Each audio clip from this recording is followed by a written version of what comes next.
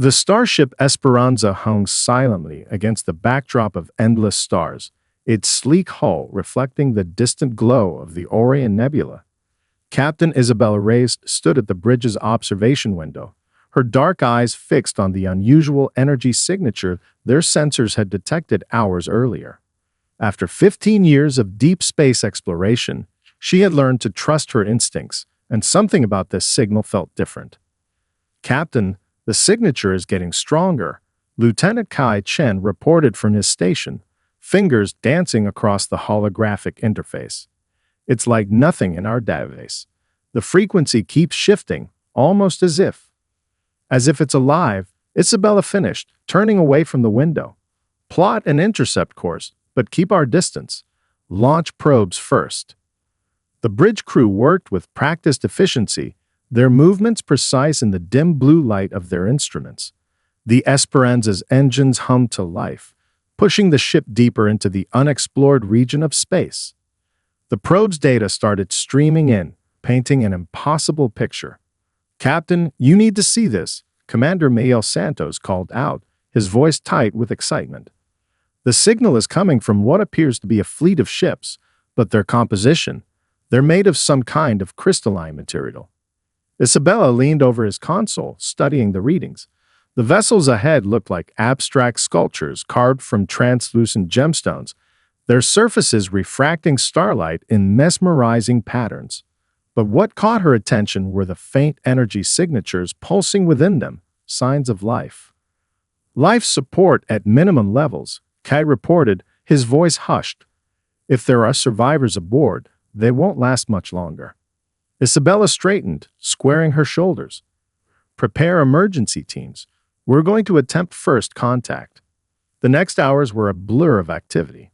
The Esperanza's crew worked tirelessly to establish a safe docking procedure with the alien vessels. When the airlocks finally cycled open, Isabella led the first team aboard. The interior of the crystal ship took their breath away. Corridors seemed to have been grown rather than built, with smooth, faceted surfaces that pulsed with dim inner light. But it was the inhabitants that made history. The Viridians were creatures of living crystal, their bodies semi-transparent and geometrically perfect. They moved with liquid grace despite their crystalline nature, and communicated through pulses of light that danced through their forms. Through a hastily calibrated universal translator, their story emerged. The Viridians were refugees, fleeing the unexpected death of their son. Their entire civilization had been forced to evacuate their homeworld with little warning, carrying what they could in their fleet of ships. But their unique biology had led to rejection after rejection from other worlds. Silicon-based life forms were too different, too alien, they were told. Resources would be strained. Integration would be impossible. "We have traveled for what you would call 3 Earth years," the Viridian elder, who introduced himself as Centaurus, explained.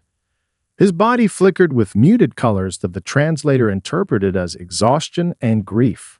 "Our ships are failing. Our energy reserves are nearly depleted. We have asked 17 different worlds for sanctuary. None would accept us." Isabella felt her heart twist at the despair in those words. She thought of Earth's history, of countless refugees who had faced similar rejection. Humanity had learned hard lessons about the cost of turning away those in need. I cannot make promises on behalf of my entire species," she said carefully, "but I give you my word that I will advocate for you. Earth has faced many challenges in its history, and we have learned that diversity makes us stronger, not weaker." The light patterns within Centaurus shifted, a complex dance of hope and uncertainty. "Your words are kind, Captain Reyes, but others have said similar things, only to reject us when they understood our needs." Isabella smiled. "Then let me show you something about humans. We have a long history of solving supposedly impossible problems. We're too stubborn to accept impossible as an answer." As if to emphasize her words, the Esperanza's engines thrummed to life, beginning the long journey back to Earth.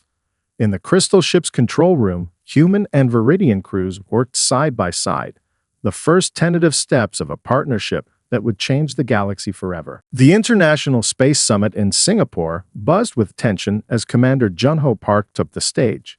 The holographic displays behind him showed the massive crystal ships now orbiting Earth, their faceted surfaces catching sunlight in rainbow cascades.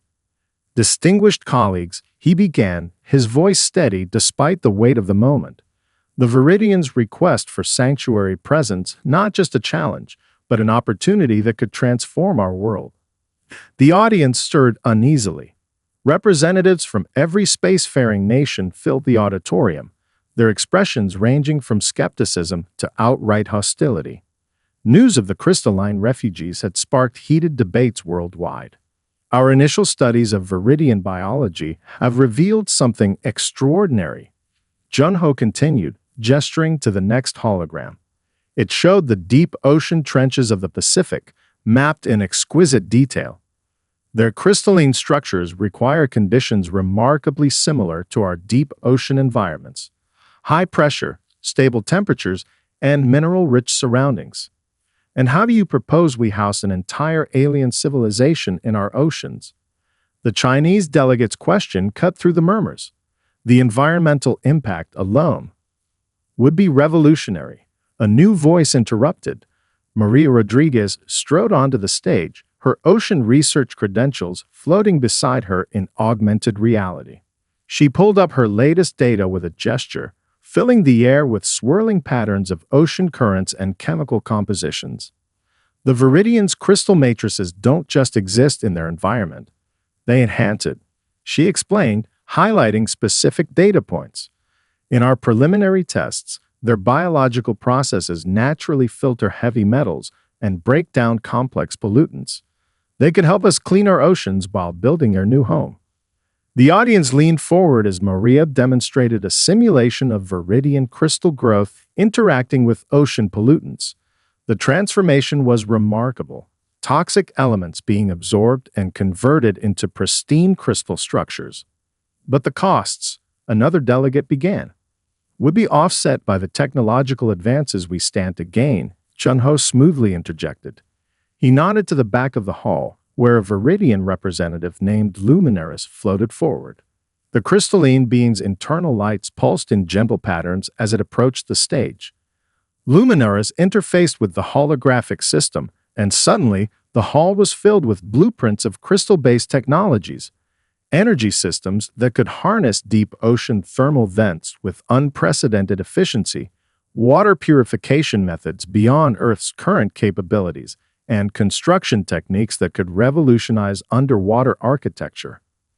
We offer these innovations freely, Luminaris' translator conveyed, its lights shifting to convey sincerity. Not as payment, but as partnership. Your oceans could become a cradle for both our species to thrive. The mood in the hall began to shift. Where there had been suspicion, now there was curiosity. Where there had been fear, the first glimmers of hope appeared. A young Indonesian delegate stood up. My country's waters include some of the deepest trenches in the Pacific. We would be willing to host the first pilot settlement. Others followed. Japan, Chile, the Philippines, nations with access to deep ocean territories began offering potential sites. The momentum was building. Jun-Ho caught Maria's eye and smiled. They both knew this was just the beginning. There would be countless technical challenges, cultural barriers to overcome, and logistical mountains to climb. But humanity had faced impossible odds before. As the session ended, Luminaris approached them, its crystal body refracting the hall's lights in mesmerizing patterns. There were those among my people who doubted any species would truly welcome us, it conveyed. You prove that compassion transcends biological boundaries. Maria touched the cool crystal surface of Luminaris' offered appendage in greeting. Sometimes the best solutions come from embracing the unexpected, she said. Welcome to Earth. Let's build something extraordinary together. Outside the conference hall, the first rays of sunset painted the sky in brilliant colors, reflecting off the crystal ships above. It was a new dawn for both species, and the real work was about to begin. 3 kilometers beneath the Pacific Ocean's surface, Miguel Torres watched in awe as the first crystal spires of the Viridian city took shape. Through the reinforced viewport of his deep-sea construction vessel, the crystalline structures gleamed with their own inner light, transforming the darkness of the Mariana Trench into something magical. The growth rate exceeds our initial projections. His Viridian counterpart, Crystallos, communicated through the ship's translator. The being's faceted body pulsed with patterns that Miguel had learned to recognize as excitement. The mineral content here is perfect for our architectural methods. Miguel adjusted the vessel's position, carefully monitoring the construction drones as they guided the crystal growth. What would have taken years of conventional building was happening in weeks, thanks to the Viridians' remarkable biological engineering. The pressure readings are holding steady, reported Lisa Nakamura from the engineering station. The crystal matrix is actually strengthening as it expands. These structures could withstand pressures that would crush our strongest submarines. The city grew before their eyes, but this was more than just construction. The crystal structures were alive, part of an intricate symbiosis between the Viridians and their environment. As they expanded, they filtered the surrounding water, extracting pollutants and converting them into new crystal growth. A school of deep-sea fish darted through the partially completed structures, their bioluminescence creating a dance of light with the crystal's natural glow. They're already making themselves at home, Miguel smiled, making a note in his log. The environmental impact studies would be fascinating. Emergency alert from Section 5. The call came suddenly from their support team. Miguel's hands flew over the controls, bringing the vessel around. One of the crystal spires had begun growing at an unexpected angle, threatening to intersect with another structure. Crystallos, can you stabilize it? Miguel asked, already moving their vessel closer. The Viridian's body flickered with determination. The mineral concentration is too high in that sector. It's accelerating the growth beyond our planned parameters. Miguel's mind raced through options. This was the kind of challenge that could delay the project for weeks. Unless, what if we don't fight it? He suggested suddenly. Look at the growth pattern. If we adjust the surrounding structures, it could create a natural arch formation. Crystallo's lights pulsed rapidly as they calculated. Yes, we could adapt our traditional architecture to incorporate these organic variations. It would make the city stronger, more resilient to deep ocean currents. The next hours were intense as the construction team worked to guide the crystal growth into new patterns. What had started as a potential disaster transformed into innovation. The resulting structures were unlike anything in either human or Viridian architecture, a true blend of both worlds. As their shift ended and the next team took over, Miguel sat in the observation lounge, sketching modifications to their original plans. The accident had taught them something valuable. The best solutions came from adapting to change, rather than forcing rigid compliance. Your species continues to surprise us, Crystallos said, joining him at the viewport. Most would see a deviation from the plan as failure. You saw opportunity. Miguel looked out at their creation, where crystal spires now curved and flowed like frozen waves. Humans have a saying, necessity is the mother of invention. Sometimes, the best innovations come from having to solve unexpected problems. A ping from his tablet interrupted them, new sensor readings from the completed sections. The Crystal City wasn't just growing, it was already beginning to process the surrounding water. Pollution levels were dropping faster than their most optimistic projections. Look at these numbers, he said, sharing the screen with Crystallos. Your city is cleaning our ocean while we build it. This isn't just a refugee settlement anymore. It's the beginning of a true partnership. Through the viewport, the lights of the growing city sparkled like stars in the deep, a beacon of hope for both species. Above them, the weight of the ocean pressed down, but the crystal spires stood strong, turning pressure into possibility, challenges into beauty. Carlos Mendoza pressed his hand against the curved crystal viewport, watching the shimmering lights dance through the underwater city. As a marine biology student assigned to the observation station, he'd expected to study deep-sea creatures. Instead, he found himself witnessing something far more extraordinary. On the other side of the viewport, a young Viridian named Lux floated gracefully, their crystalline form rippling with patterns of light that reminded Carlos of the auroras he'd seen in documentaries. Today marked their 15th meeting at this same spot, though neither had planned it that way. The humpback whales are returning. Carlos spoke into his translator device. They seem drawn to the crystal harmonics of your city. Lux's internal lights pulsed with excitement. We've noticed their songs. The translation came through. There's a mathematical beauty to them, similar to our own crystal resonances.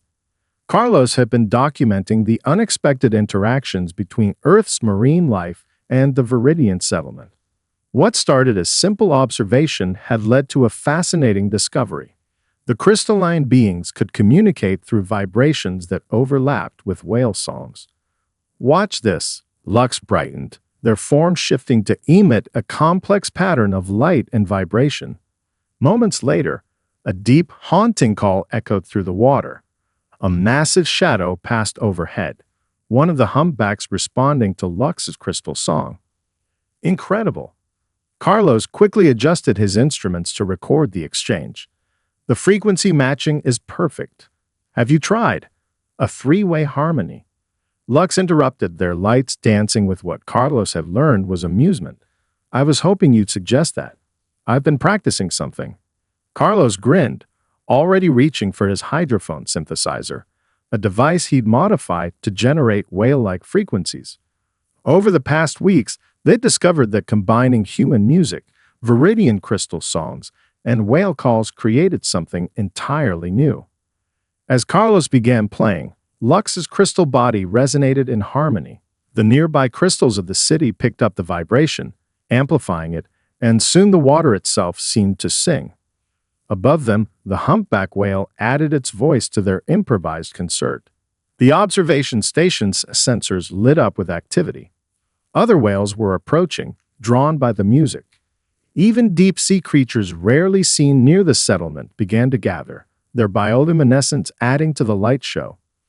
Emergency call from the surface, his comm unit suddenly crackled. Carlos, are you causing these readings? We're picking up some kind of harmonic phenomenon. It's okay, he assured them quickly.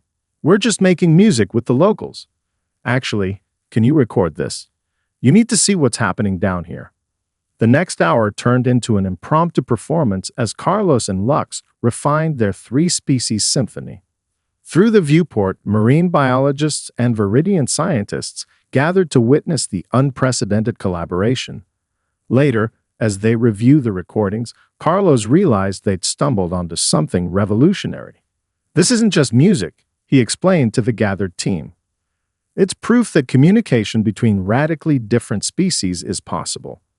The whales are actually learning to modify their songs to match Viridian harmonics.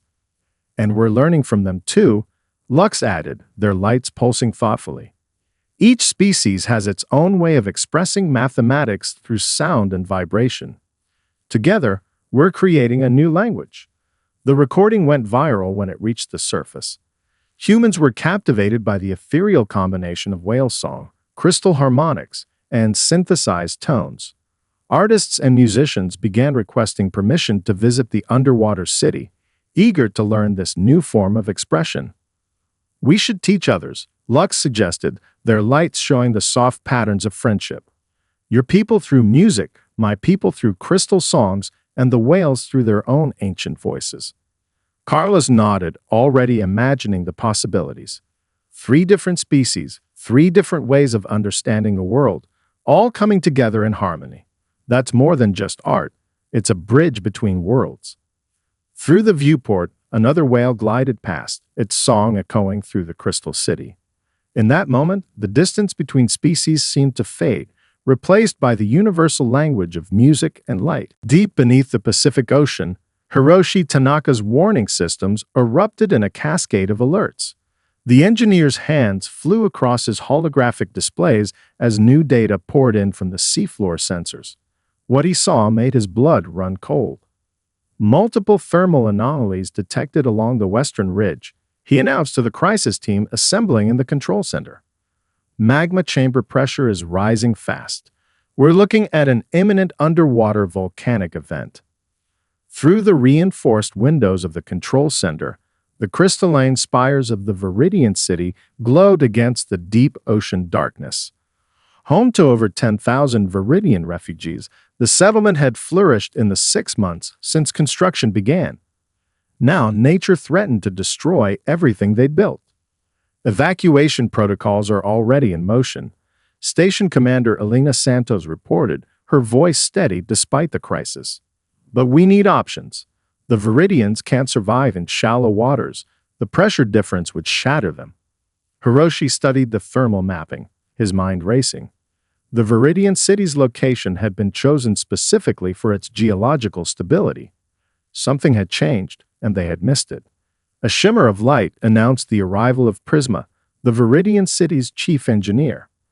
Their crystalline form pulsed with urgent patterns as they interfaced with the human monitoring systems. The magma flow is following a fault line we didn't detect during initial surveys. Our deepest structures are already registering temperature increases.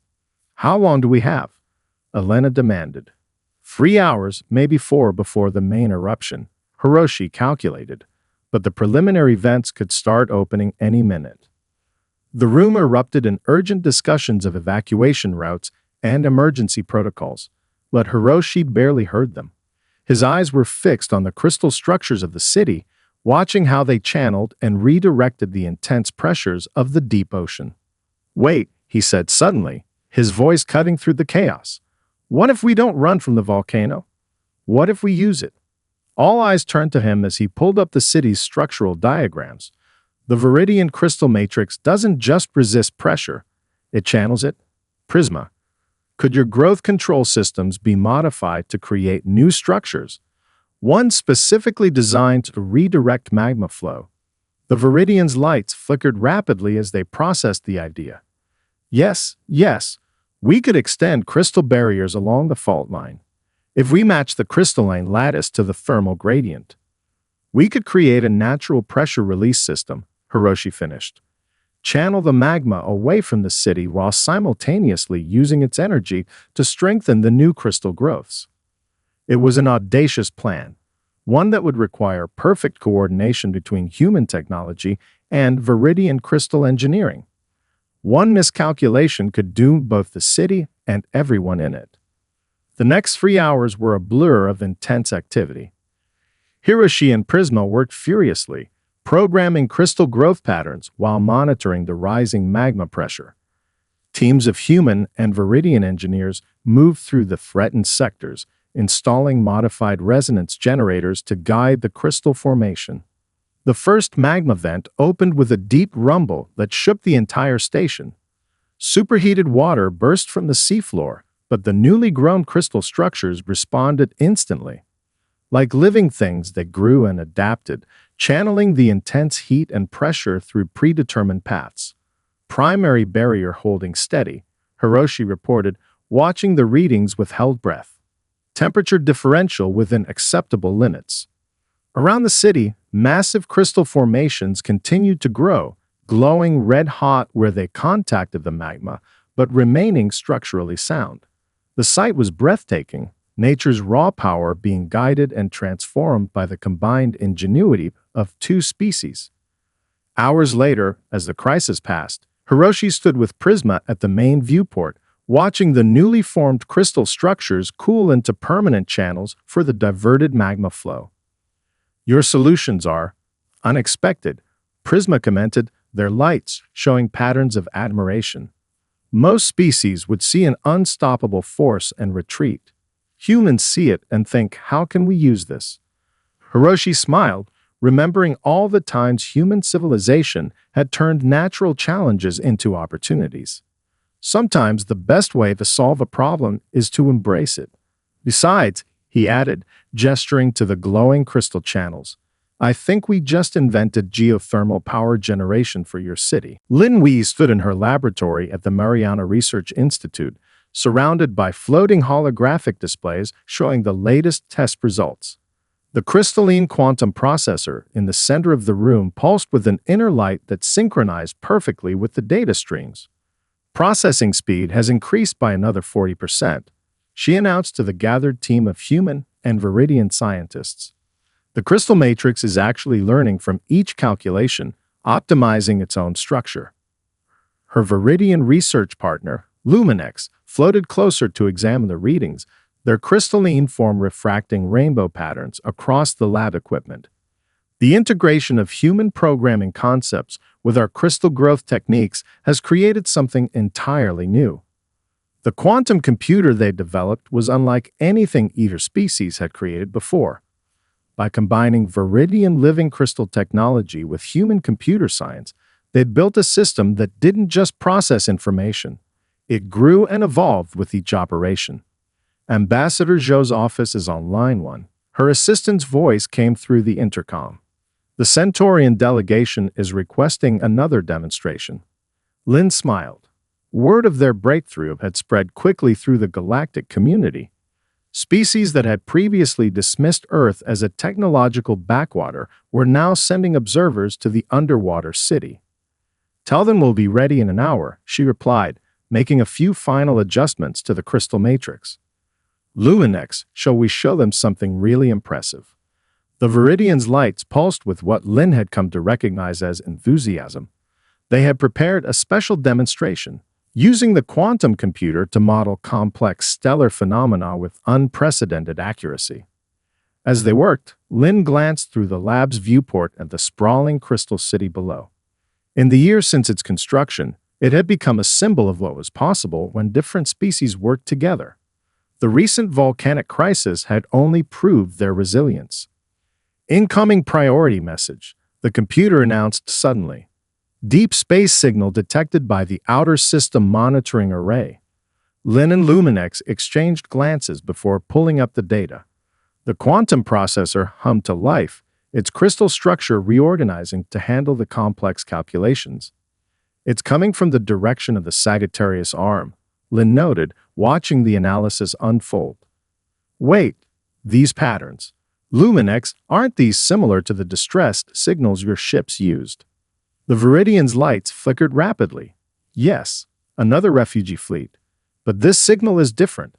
The modulation suggests a species with silicon crystal biology like ours, but a completely different evolutionary path." News of the signal spread quickly through the city. Within hours, the quantum computer had filled the lab with projections of possible first contact scenarios, calculated from historical data and cultural analyses. "The Centaurian delegation has arrived early," Lin's assistant announced. "They're requesting to observe our response to the new signal." "Perfect timing," Lin smiled. "They can watch how we handle this." She opened a channel to the command center. "Director Santos, I think we're about to show the galaxy exactly what Earth and the Viridians can do together." The next few hours were a whirlwind of activity.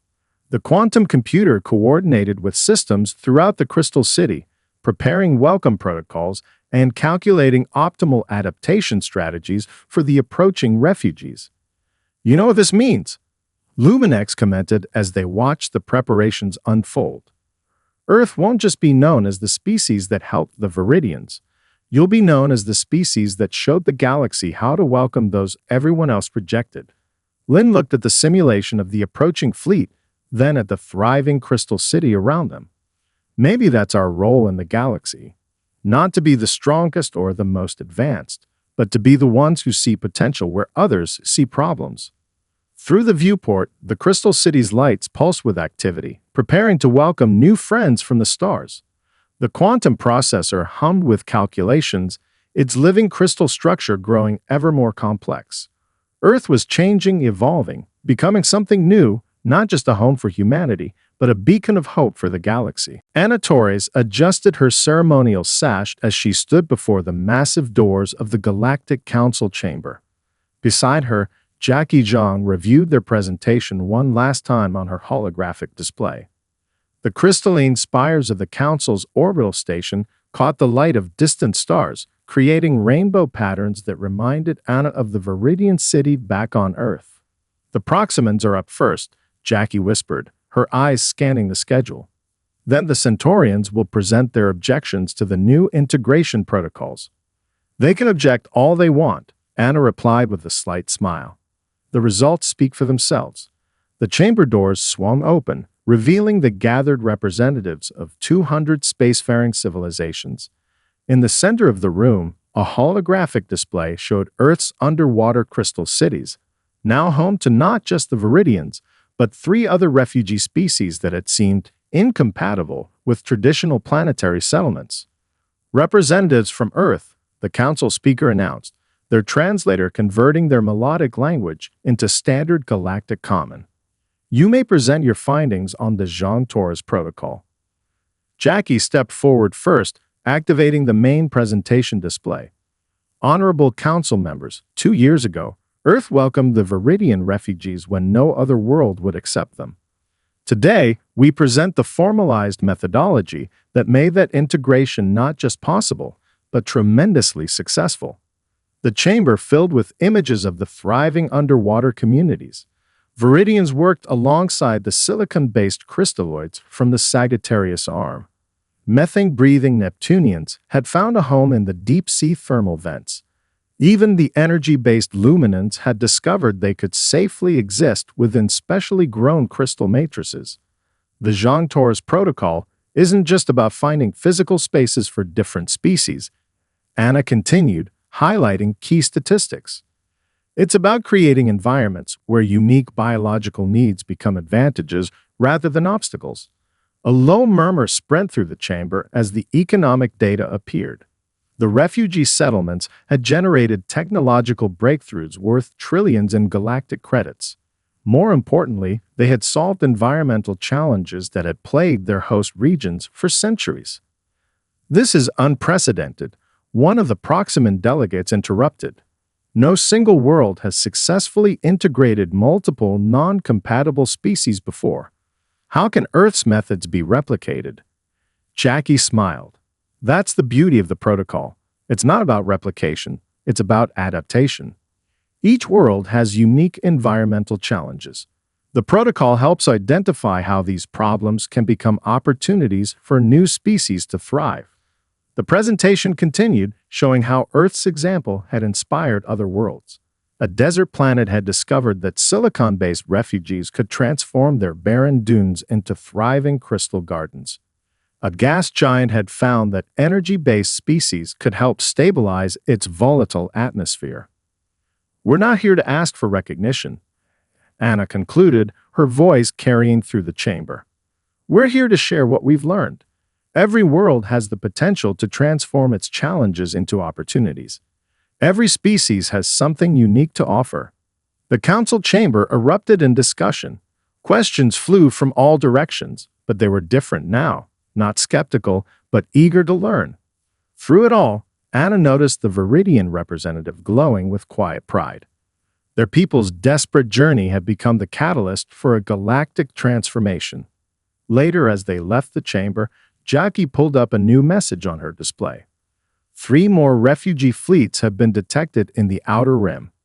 Different species, all previously considered incompatible with standard colonization. Anna nodded, already thinking of possibilities. Send word to Earth. Tell her to start scanning for new environmental challenges we haven't solved yet. Those aren't problems. They're just homes we haven't built yet. Above them, through the station's crystal viewport, Earth shone like a blue jewel in the distance. From this far away, you couldn't see the underwater cities or the refugee settlements.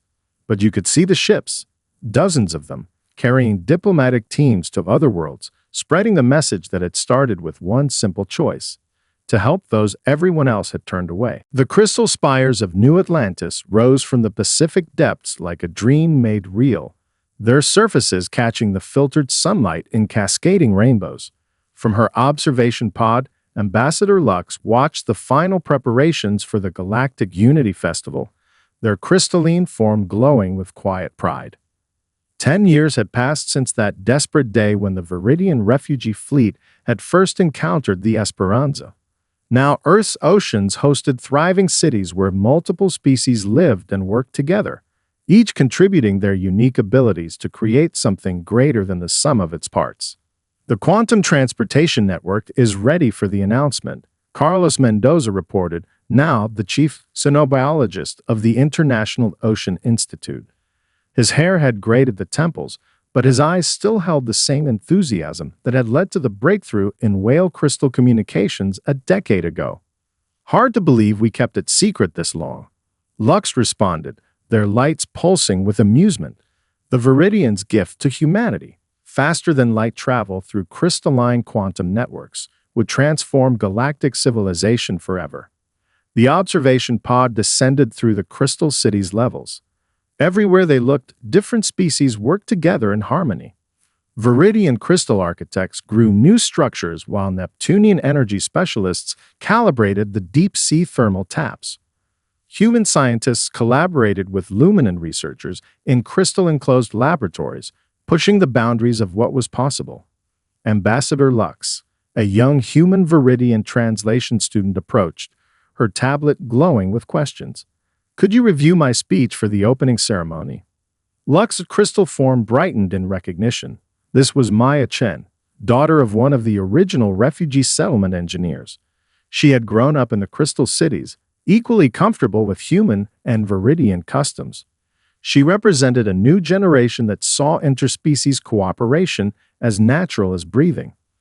"The whales are gathering," Carlos noted, checking his instruments. They never miss a celebration. The great creatures have become unofficial guardians of the underwater cities, their songs now part of the complex symphony of communication that filled the oceans. The main ceremony chamber was a marvel of architecture, its crystal walls grown into perfect acoustic shapes that could accommodate the communication needs of every species. Delegates from across the galaxy filled the space.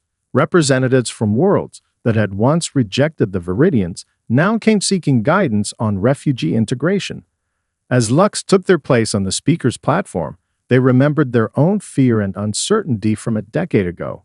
Who could have imagined that human stubbornness and creativity would transform galactic society so profoundly? 10 years ago, Lux began, their translator converting crystal light patterns into multiple languages simultaneously. We came to Earth as refugees, carrying little more than hope and desperation.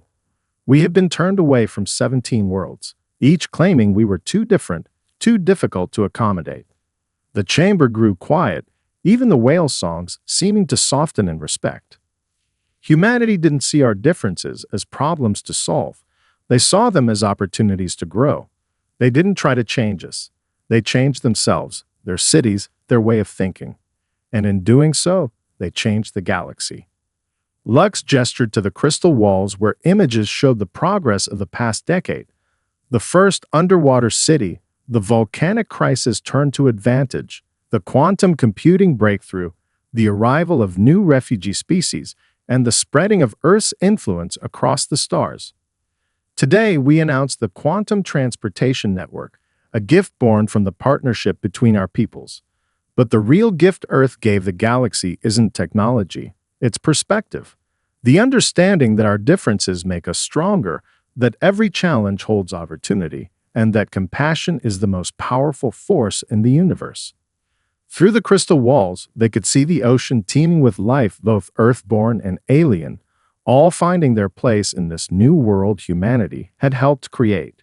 Above, the first crystal ships prepared to make their faster-than-light jumps, carrying the message of Earth's success to the farthest reaches of space.